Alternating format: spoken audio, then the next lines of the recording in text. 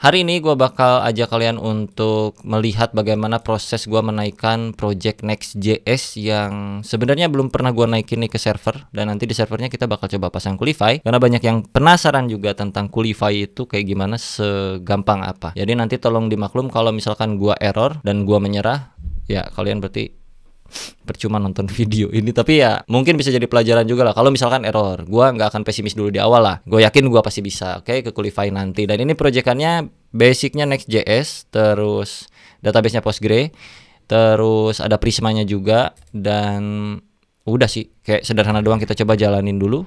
Ini proyekan Baper, baca curhatan developer yang nanti kebuka bro. Nah, yang sederhana, cuma form biasa doang nih ya. Ada login juga pakai GitHub atau Google. Nah, kita coba ya. Buset dah, error anjir. Ini projectnya lama bet gak gua buka. Jadi mohon maklum, gua nggak nyentuh lagi codingannya nih ya. Tapi setapannya masih rada inget sedikit. So ini projectnya masih bisa dijalanin lah setidaknya gitu. Dan belum pernah gua coba naikin ke production ataupun ke server gitu ya. Nah, ini cuma ada satu input sederhana. Kan bacer lagi, kok bacer sih? Kan Baper itu baca curhatan developer.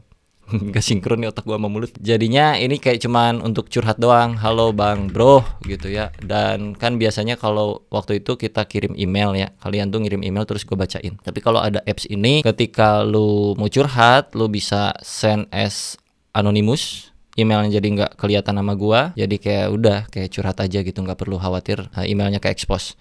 Dan nanti ketika dikirim curhatannya, ada nomor antriannya juga, terus emailnya masuk ke gua kalau nggak anonimus. Nanti bakal ada di notif HP gua, jadi gua nggak perlu lagi buka Gmail ataupun buka iCloud gitu. Tapi untuk demo kali ini gua nggak aktifin sistem notifikasinya, jadi notifnya itu gua pakai Gotify, di server pakai Gotify server, di HP pakai Gotify client. So dari Next.js itu ntar bridgingnya ke gateway-nya si Gotify, sehingga nanti dari sisi server gua nerima data yang lu kirim lewat sini berupa sebuah notifikasi masuk ke HP gua. Tapi untuk kali ini gua nggak setup ke situ. So ini cuma data dummy doang ya.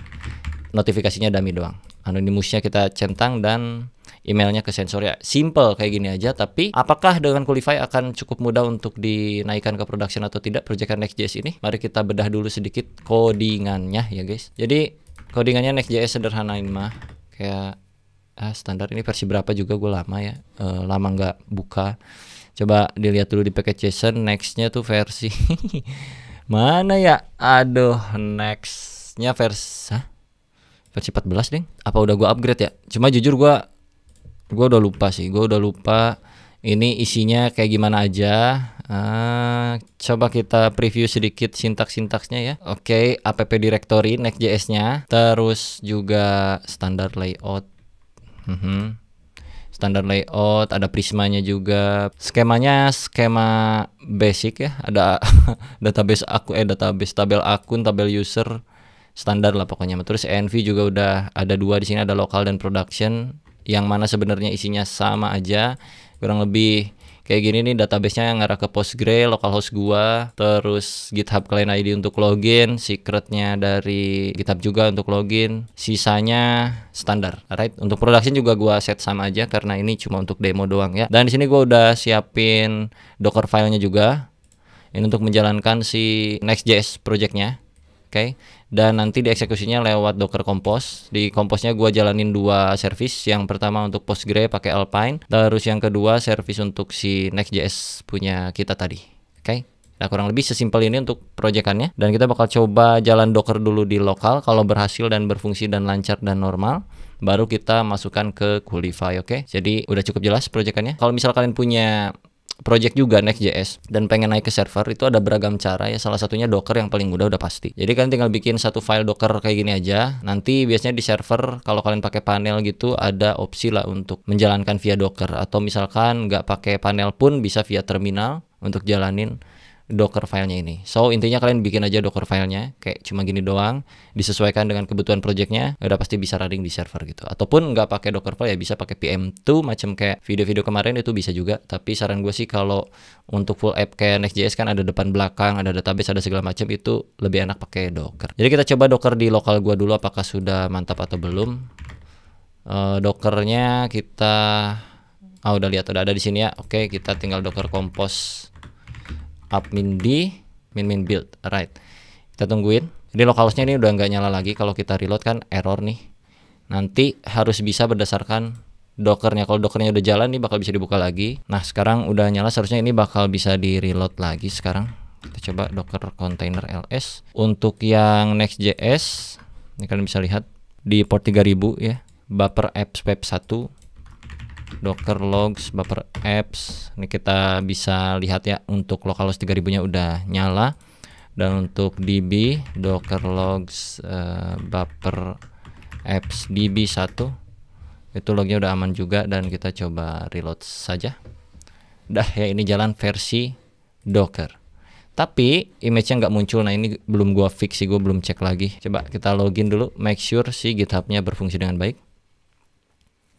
Oke, loginnya berhasil. Terus kita coba notifikasi tesnya. Testing 1 2 3 yo. Anonymous kirim curhatan, aman.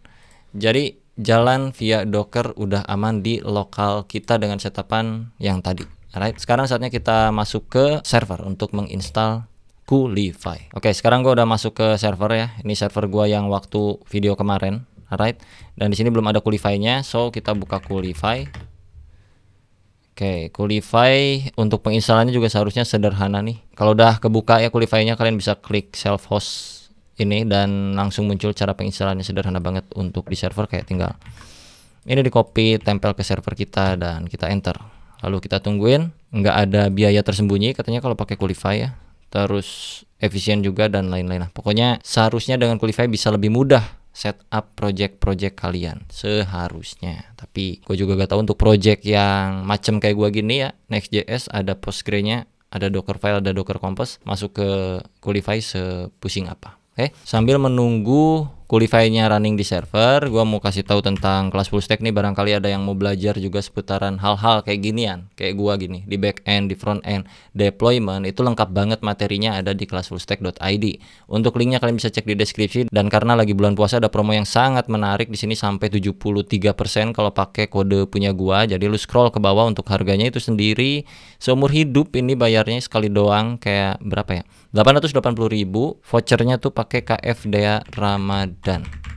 Nanti yang tadinya 2.200.000 bakal kepotong menjadi Rp594.000 doang ya guys, selama 7 hari setelah video ini tayang. Tapi lebih dari itu kalian bisa pakai punya gua, yang lainnya KFDA Afrizal. Apa DA Afrizal doang, gua udah lupa. DA Afrizal gitu. Ya, pakai DA Afrizal doang nih kalau udah lebih dari 7 hari ya. Dan tetap dapat harga potongan juga, jadi 770.000 doang. So, kalau kalian penasaran cek langsung link di deskripsi. Udah nggak salah lagi dan nggak diragukan lagi kalau kalian belajar di sini, karena videonya banyak banget. Yang mentorin juga orang-orang terpercaya, sudah jelas ya. Bahkan nggak cuman gua yang nyebarin tentang kelas full stack tuh, ada Kang Pukis juga, ada Kang Sandika dan teman-teman yang lainnya juga. Untuk silabusnya kalian bisa cek di bagian lihat kurikulum ya, mulai dari pengenalan pemrograman, jadi yang paling basic dari ngasah logika, algoritma, sampai nanti ke arah full stack apps berdasarkan studi kasusnya banyak banget. Mau full stack yang versi monolith atau versi yang biasa kayak macam gua gini nih. Ada backendnya, ada frontendnya, dipisah-pisah berdasarkan project, implementasi relasi database MongoDB, di Express, Mongoose dan lain-lain. Itu ada banyak banget dan videonya selalu diupdate. Jadi buat kalian yang penasaran langsung saja cobain ya kelasfullstack.id-nya, dan udah banyak juga yang mencoba. Oh ya, ini nanti ada materi menarik tentang hosting-hostingan juga yang seperti gua bahas kali ini. Di beberapa video terakhir gua kan kayak bahas hosting-hostingan mulu nih, jarang ngoding nggak? Nah, di sini juga udah mulai ke arah sana nih. Hosting GitHub page, hosting project di Vercel, Firebase, Netlify dan VPS itu udah mulai rame ya guys. Jadi topik nanti kita bahas kalau kalian penasaran. So kita balik lagi ke Qlify, kurang lebih seperti itu untuk kelasfullstack.id-nya, silahkan dicek di deskripsi. Ya, dan Qlify-nya sudah berhasil dijalankan di server. Ada bagus ya, ada muncul tulisan congratulations. Alright. Dan untuk portnya berjalan di port 8000. Loh, HTTP apa nih? IPv6 gitu. Apa bisa dibuka atau enggak? Gue juga nggak tahu. Enggak lah, kotil. Udah masukin aja IP gua 213 bla bla bla titik 2000, ntar masuk ke 2008.000 masuk ke Qlify. Tah bro, ini dia first impressionnya Qlify.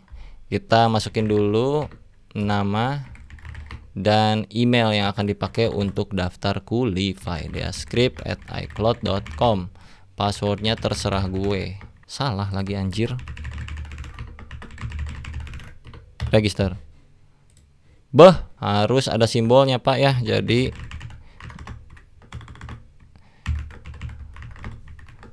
lo harus pakai simbol di sini. Nggak boleh password polos. Astagfirullahaladzim. Terlalu mudah passwordnya, jadi harus yang susah. Oke. Bagus nih Qulify ya guys ya. Meribetkan developer yang mau daftar cepet-cepet. Jadi harus password sepanjang ini. Tah, kalau sekarang mah dijamin berhasil. Oke, Qulify-nya sudah muncul. Gua bakal taruh ke sebelah kiri, terminal sebelah kanannya biar enak ya. Tah, begini ya guys. Kita pencet get started-nya. Self-hosted, yes. Next, do you want to deploy your resource to your local host or to remote local host? Pencetnya ya guys. Create project ya. Tinggal di let's do it aja. Next. Alright. No notification enable. Oke. Nah, ini untuk proyekannya kita mau cemana nih? Mau dari GitHub public repository, mau dari private repo. Kalau private berarti kita harus konekin ke akun kita ya. Kita bakal coba, gua lah, nggak usah kita mulu lah bang. Dia bakal coba Docker Compose yang kosongan ini nih. Mau Docker file, Docker Compose bebas sih. Ini buset. Docker Compose gua pengen nih. Taruh. Back. Yo, Docker Compose empty, kosongan Docker Compose. Nah, ini kita masukin aja yang kita lagi yang udah gua punya sebelumnya. So, Docker Compose-nya ini bakal gua copy ya. Ini bakal gua copy mulai dari version sampai ke sini. Tempel di sini, terus kita save gitu. Oke, dan sudah muncul. Kurang lebih kayak gini. Service name-nya bisa kita ganti Baper Apps. Deskripsinya Baper Apps Web Service. Oke, sisanya udah nih ya, cuma ada 2 service doang, ada web sesuai seperti di Compose-nya, ada web, ada DB. Tapi apa nih? Udah otomatis ke save. Oke, udah otomatis ke save dan 2 kali. Karena gua pencet. Ini kayaknya nggak bisa dah. Kita coba deploy. Kalau langsung kayak gitu nggak akan bisa ya. Karena proyekannya juga belum kita naikin guys, tolol. Sebentar, gua mau naikin dulu. Gua deploy apa, proyekannya kagak ada. Search-nya kita harus masukin. Aduh, ke GitHub lagi ya, atau via yang paling mudah SCP lagi gitu. Yaudah GitHub aja deh ya. Gua bakal naikin proyekannya ke GitHub dulu. So kita pencet source-nya, terus kita add Baper Apps new. Tinggal kita continue. Webhook endpoint. You must complete this step before you can use this search. 2138000. Oke lah, register aja dah. Nah ini nih, langsung masuk ke GitHub gua ya. GitHub app name Baper Apps new. Kita pencet. Install repositories on GitHub. Oke. Nah sekarang saatnya gua push dulu nih proyekannya. New, kelihatan gak guys? Kelihatan kan? Jadi tadi kita udah setup reponya di Qulify. Setelah itu gua push perubahannya termasuk dengan Docker file dan juga Docker Compose-nya. Lalu kita ambil lagi nanti. Oke, bentar. Oke, kalau udah ini tinggal di-install repository on GitHub. Tinggal di-install. Next aja. Tah, ya udah muncul nih. Lalu cemana nih? Kita pencet refresh. Sekarang tinggal masukin repo gua ke sini. Cemana caranya ya? Ini nih, my first project, add resource.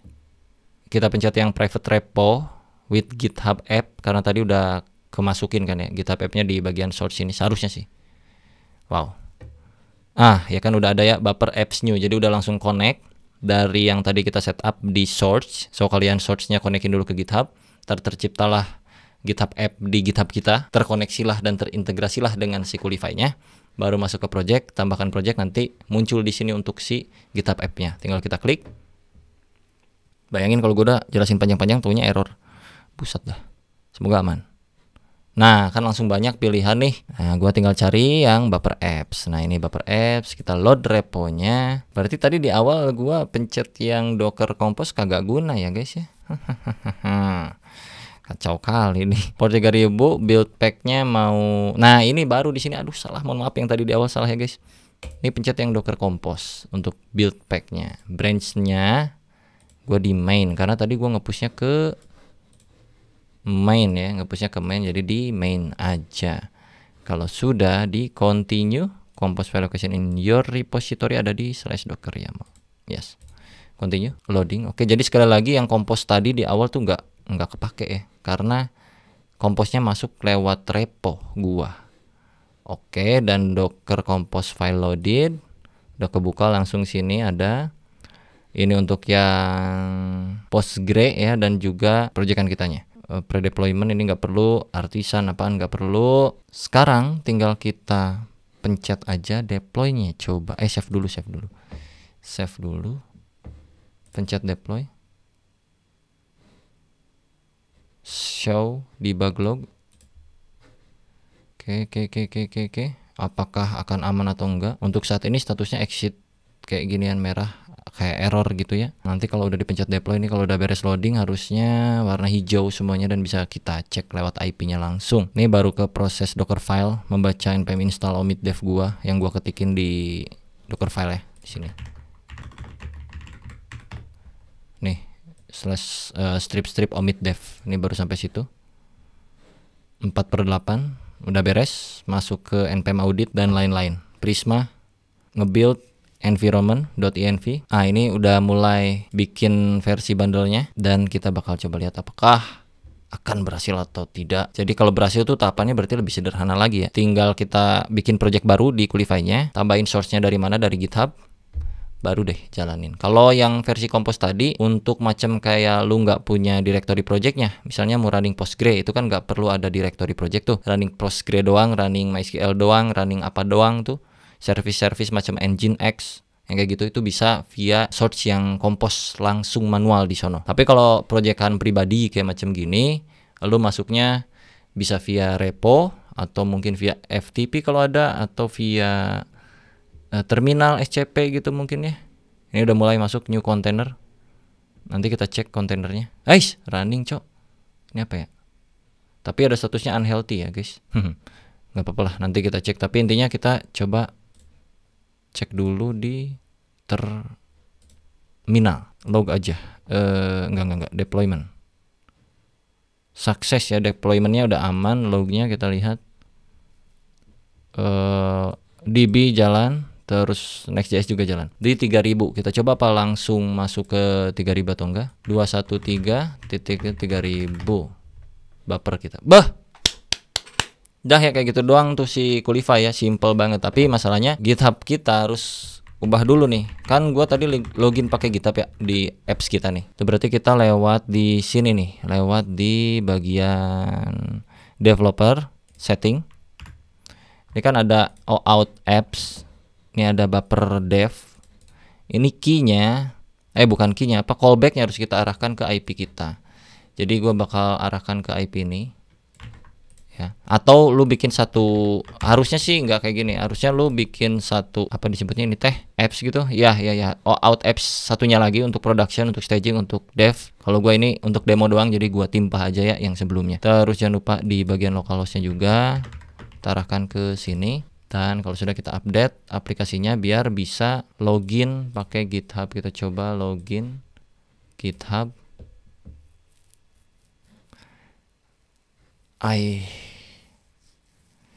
Nah itu kan gue bilang juga apa. A few moments later. Oke guys, setelah setengah jam gue muter-muter akhirnya ketemu juga dan berhasil nih kebuka ya.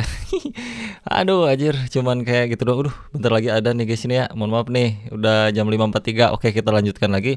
Ini tinggal authorize dan tada.